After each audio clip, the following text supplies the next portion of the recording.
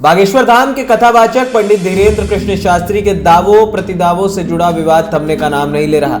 ये मसला पिछले कई दिनों से सुर्खियों में है। अब बागेश्वर बाबा के चाचा स्वामी प्रसाद गर्ग ने दावा किया है कि कुछ साल पहले बनारस में एक साधु ने कहा था कि आपके परिवार का एक लड़का कुछ दिनों में देश और दुनिया में चमकेगा। मुझे तो अब पता चला कि वो लड़का तो हमारा ये धीरेन्द्र ही है। ये बनारस के साधु की भविष्यवाणी का वही लड़का निकला। धीरेन्द्र के चाचा स्वामी प्रसाद गर्ग ने उनकी ठठरी के बंधे शब्द का अर्थ भी बताया और कहा कि उनका लड़कपन है जो आने वाले दिनों में गंभीरता आएगी तो ठीक हो जाएंगे। दरअसल ये मसला पंडित धीरेन्द्र शास्त्री के नागपुर दौरे से जुड़ा है। हाल ही में उन्होंने महाराष्ट्र के नागपुर में अपना दिव्य दरबार लगाया था। इस दरबार को लेकर अंधश्रद्धा निर्मूलन समिति के संस्थापक और नागपुर की जादू टोना विरोधी नियम जन जागृति प्रचार समिति के सह अध्यक्ष श्याम मानव ने लोकल पुलिस को शिकायत की। श्याम मानव ने कहा था कि नागपुर में पंडित धीरेन्द्र कृष्ण शास्त्री की कथा 5 से 13 जनवरी को होनी थी। आमंत्रण पत्र और पोस्टर में भी 13 जनवरी तक का कथा का जिक्र था, लेकिन कथा पूरी करने के 2 दिन पहले ही वो नागपुर से चले गए। श्याम मानव ने अपनी शिकायत में बागेश्वर बाबा धीरेन्द्र कृष्ण शास्त्री के दरबार को डर का दरबार बताया।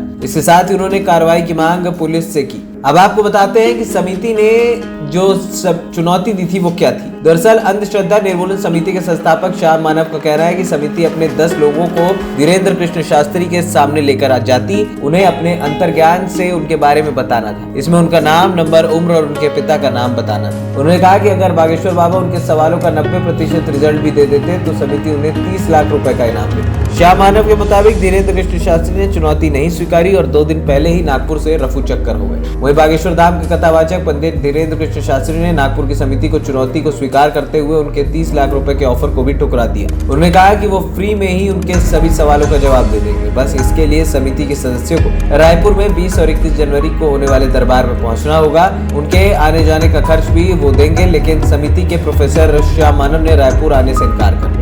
अब समझ से ये परे है कि आखिरकार रायपुर जाने से इनकार क्यों किया श्याम मानव ने। बड़ी बात यह है कि यहाँ पर पंडित धीरेन्द्र कृष्ण शास्त्री अलग अलग शहरों में जाकर कथा का पूरे तरीके से आनंद लेते हैं और सभी को कथाएं सुनाते हैं। आयोजक भी उसे सुनकर काफी खुश हैं। ऐसे में अगर आपको चैलेंज देना ही था तो कहीं भी जाकर दे सकते थे। तो यहाँ पर सही कौन है, गलत कौन है, ये आप समझ सकते हैं। ANP टाइम्स की रिपोर्ट।